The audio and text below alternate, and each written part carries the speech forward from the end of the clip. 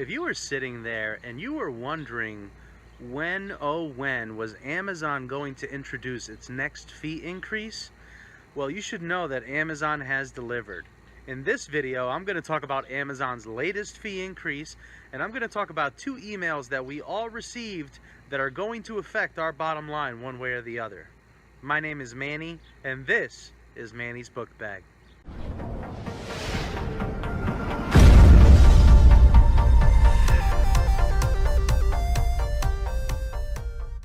Hello everybody, I'm back with another video. If you are a seasoned seller looking for little tips and tricks that could maximize your efficiency and as a result your profit, or if you're a new seller or thinking about putting in your first shipment to Amazon and you're trying to collect all of the information that you need to get started, you should consider subscribing to this channel, and when you're in there, make sure that you tap on those bell notifications so that you don't miss anything.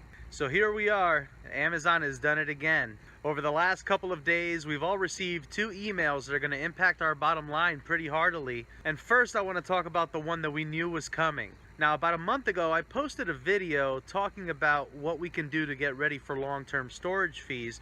You go ahead and link that up there for you so that you can actually take a look. Now, for those of us that have been through it already once with the new fees in February, we know that long-term storage fees are absolutely no joke. Amazon sent out that email to let us know that on August 15th, any inventory that we've had in the warehouse 6 months or 12 months is going to incur a long-term storage fee. One thing that I don't want you to overlook, in that email, if you scroll down to the middle of the body of that text, it's going to give you an estimate for what your current long-term storage fees are looking like. Now keep in mind, I price very aggressively. I have a repricer that's constantly reviewing my prices. I've got a template that hits my 12-month-old inventory really hard. I've got a template that reprices my 6-month-old inventory even more aggressively.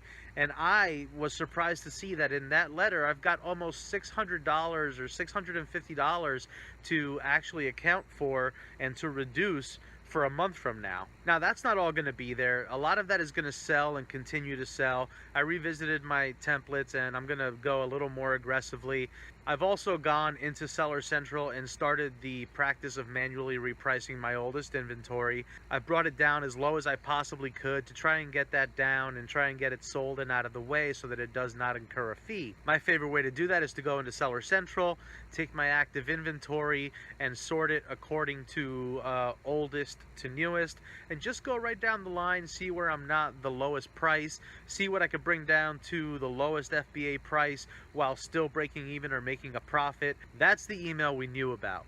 There's a second email that may not necessarily affect everybody, but if you do multi-channel fulfillment, if you're conducting business with Amazon through Shopify, through 3D Cart, through any other fulfillment channels such as eBay, and you cross-post those on Amazon and send them in, you may experience a very huge fee increase. Amazon recently sent out a second email indicating that the fees are going to go up on what you're going to have to pay for these items to ship out of Amazon's warehouse. The way that Amazon has described it, and they did so correctly, is that they're going to bring up the fees for multi-channel fulfillment to kind of match what we already got stuck with on regular fulfillment for FBA. Now, this doesn't mean that everything is going up. If you are in the practice of shipping through Amazon expedited or priority mail, you're actually going to pay a little less for the small, lighter materials that you ship out.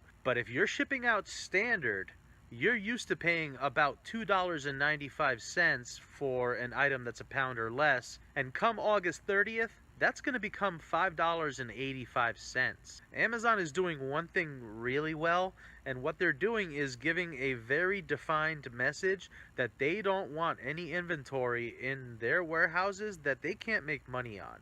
If someone is multi-channel fulfilling a light item and they're paying $2.95 to ship that out, but it sits in their warehouse for any amount of time and Amazon has to store it, they have to pay the employee that's going to pick it and ship it, they're paying the shipping materials, they're not likely to make very much money, if any, and they probably could lose money on that situation if it takes a long time to sell. Well, those days are over, and the fees are going to be much closer and in line to what Amazon FBA third-party sellers are paying for the similar items to sell. Well, as of August 30th, Amazon is doing away with that situation entirely. The minimum that you will pay for that item is $5.85, and more if it's heavier. I don't personally know of too many sellers that multi-channel fulfill. My suspicion is that many of the sellers that do multi-channel fulfill do so in quantities. So multi-channel fulfillment is still going to be alive and well, but I think the third-party sellers that take advantage of that program that are going to do really well are the ones that already ship in expedited or priority mail to begin with. I can also see a lot of third-party sellers continue to do it for standard shipping, but I think that's going to be more in line with products that are selling for enough money to really justify it. Either way, it's just another fee increase that Amazon is putting in there to pad its bottom line. Now, it's very easy to become negative and see all these changes that Amazon is making and how they're affecting us and how they're impacting our businesses. It's very easy to imagine Jeff Bezos and the other heads of Amazon sitting in a room drafting these changes and talking to legal and all this and laughing, just celebrating.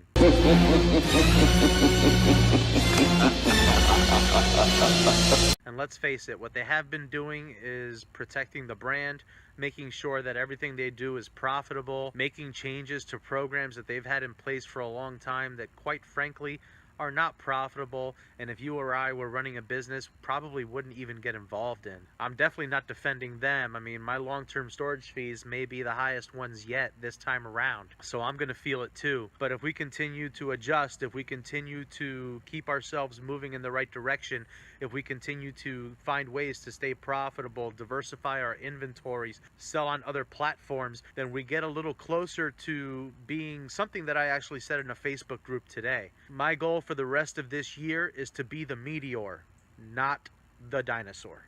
Continue to diversify. Don't put your eggs in one basket, because Amazon seems very willing to continue to chip away at your bottom line. Keep reinventing yourself. Keep learning new platforms to sell on. Have a local game, because if you have duds that are worth it, you should probably have some of them returned to you as opposed to destroyed. And if you're doing multi-channel fulfillment, get yourself invested in more profitable products so that even though you're going to take a pay cut, your business does not have to come to a halt. But here's the question of the day. How are your long-term storage fees looking for August the 15th? Also, is the multi-channel fulfillment fee increases going to affect your business? If so, what are you planning on doing about it? Are you going to change the items that you're selling? Are your profits padded enough where you're just going to continue to do it knowing that the fee has gone up? Or are you planning on pulling that inventory and selling it on other platforms? Go ahead and put your comments down below.